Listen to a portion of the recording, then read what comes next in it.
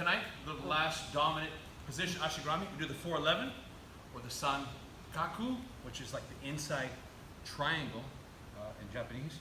So here we go. So the 411, basically I'm putting this foot here under his buttocks right there. And this foot here, I am putting it right here.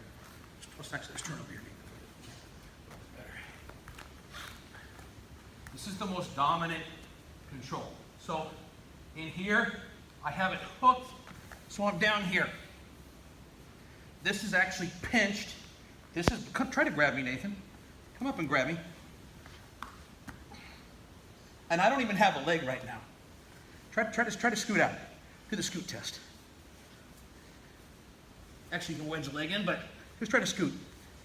Is it tight? Yep. Yeah, and I'm not even holding on in this position. So from here, once again, so this is under his buttocks, hooked over.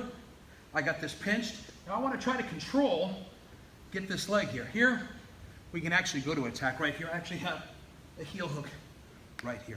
But I want to show you how to get control in this position. So here we can actually bring this up here and hook it. This is pinched. This is not even supposed to be the submission. Try to get out, Nathan. This is so much control. I actually have an ankle lock here. So we have a pinch. I can actually do this. Try to keep control. If I could bring this over here and get the control here. I have this, and I have the double. Now the heel hook right here without letting go of this position. A lot of control here. So once again, and there's a couple ways to control it. So the foot in, under the buttocks. Let's just get this leg here. Coming down, crossing the feet. This is like a wedge barrier. Try to come up and grab my head. You can't. Can you grab on anything?